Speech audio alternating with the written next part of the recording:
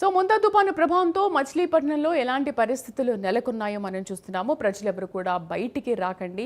Already మచిలీపట్నంలో విద్యుత్ సరఫరా అంతా కూడా నిలిచిపోయింది కాబట్టి ఇంకొక 3-4 అవర్స్ దాటితే కానీ ఇంకా పరిస్థితి ఎలా ఉంటుందో చెప్పలేం. కాబట్టి ప్రజలందరూ కూడా అలర్ట్గా ఉండాలి. ఇక ముంతా తుపాను నేపథ్యంలో కడపలో భారీ వర్షాలు కురుస్తున్నాయి. దీంతో రిజర్వాయర్లు, చెరువులు జలకళను సంతరించుకున్నాయి. బుగ్గవంక డ్యాం పరిసర ప్రాంతాలను కలెక్టర్ శ్రీధర్ చెరుకూరి పరిశీలించారు. వర్షాల నేపథ్యంలో అధికారులను అప్రమత్తం చేశారు. ముంతా తుపాను ఎఫెక్ట్ పై జిల్లా కలెక్టర్తో మా ప్రతినిధి సుధీర్ ఫేస్ టు ఫేస్.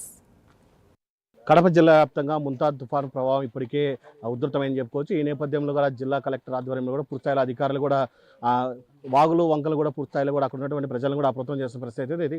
అయితే బుగ్గవంక డ్యామ్ను పరిశీలించేందుకు జిల్లా కలెక్టర్ వచ్చారని తెలుస్తున్నాం. సార్, ఏంటి అసలు తుఫాను ఎఫెక్ట్ ఎలా ఉంది, ఏంటి సార్ అసలు? అంటే ఈ తుఫాను సంబంధించి మన జిల్లా ఆరెంజ్ కేటగిరీలో ఉంది.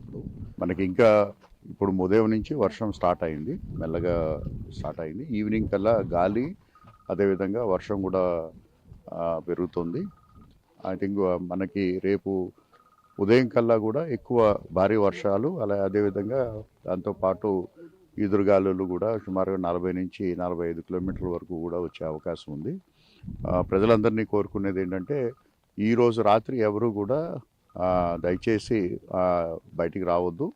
ఎందుకంటే గాలితో పాటు వచ్చే వర్షం ఉంది కాబట్టి ఎక్కడైనా చెట్లు పడిపోవటము, లేకపోతే ఎక్కడైనా ఈ కరెంట్ స్తంభాలు కానీ ఇవి కానీ డిజరప్ట్ అవటానికి అవకాశం ఉంది. కాబట్టి దయచేసి ఎవరు కూడా బయటికి రావద్దు. అదేవిధంగా జిల్లా వ్యాప్తంగా అన్ని చోట్ల కూడా మనకి గత వారంలో కురిసినటువంటి వర్షాలతోటి మనకు ఉన్నటువంటి రిజర్వాయర్లు కానీ తర్వాత డ్యాములు కానీ అన్నీ కూడా మనకి చాలా వరకు నిండి ఉన్నాయి, చెరువులతో కూడా నిండి ఉన్నాయి.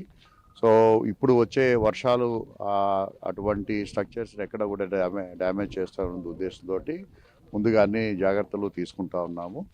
అలాగే బుగ్గవంక సంబంధించి కడప పట్టణానికి చాలా ముఖ్యమైనటువంటి ప్రాజెక్ట్ ఇది. ఇక్కడ ఎక్కువగా బయట ఉన్నటువంటి ఈ కొండలపైన పడినటువంటి వర్షం వల్ల సడన్గా ఫ్లాష్ ఫ్లడ్స్ వచ్చే అవకాశం ఉంది. సో ఈ పరివాహక ప్రాంతంలో ఉన్నటువంటి ప్రజలందరినీ, అలాగే ఎందుకంటే కడప పట్టణంలో నుంచి ఈ యొక్క బుగ్గవంక వెళ్తుంది కాబట్టి ఇంతకుముందు చాలా ఈ ఫ్లాష్ ఫ్లడ్స్ వల్ల ప్రజలు ఇబ్బంది పడ్డారు. సో దాన్ని దృష్టిలో పెట్టుకుని ముందు జాగ్రత్త చర్యలుగా అన్ని పరిశీలించుకోవడం జరుగుతూ ఉంది, అన్ని జాగ్రత్తలు తీసుకుంటున్నాం. సార్, అంటే ఈ గడ్డికోట ఇప్పటికే నిండడం జరిగింది, మైలవరం జరిగింది, ఈ కిందికి ఇప్పటికే నీళ్ళు వదలడం జరిగింది. ఆ పరివాహక ప్రాంతంలో ఉన్నటువంటి ప్రజలకు ఎలా అప్రమత్తం చేస్తారు? అంటే ఇప్పుడు ఓన్లీ 4500 క్యూసెక్స్ మాత్రమే ఇప్పుడు వదిలిపెడుతున్నారు. సో ప్రస్తుతం అయితే ఎటువంటి ఇబ్బంది లేదు. అయితే అందరినీ కూడా అలర్ట్ చేస్తున్నాము, అన్ని గ్రామాలని కూడా ఆందోళన పడాల్సినటువంటి అవసరం లేదు. 10,000 వరకు కూడా గ్రామాలకు సంబంధించి ఎటువంటి ఇబ్బంది కూడా ఉండదు. ఇప్పుడు ఓన్లీ 4500 మాత్రమే రిలీజ్ అవుతూ ఉంది.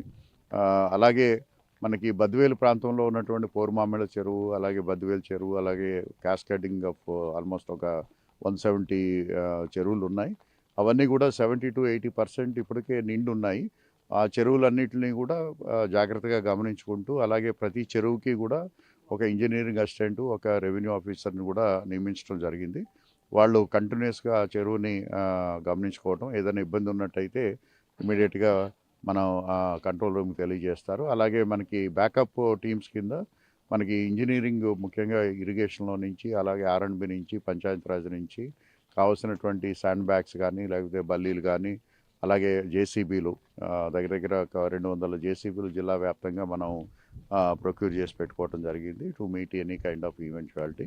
అలాగే మనకి పవర్ డిస్టర్బెన్స్ వచ్చే అవకాశం ఉంది కాబట్టి, అలాగే ఒకవేళ నిజంగా దీనివల్ల ఎక్కడైనా ఇబ్బంది వచ్చినట్టయితే వితిన్ 12 అవర్స్లోనే మనం రెస్టోర్ చేయడానికి కూడా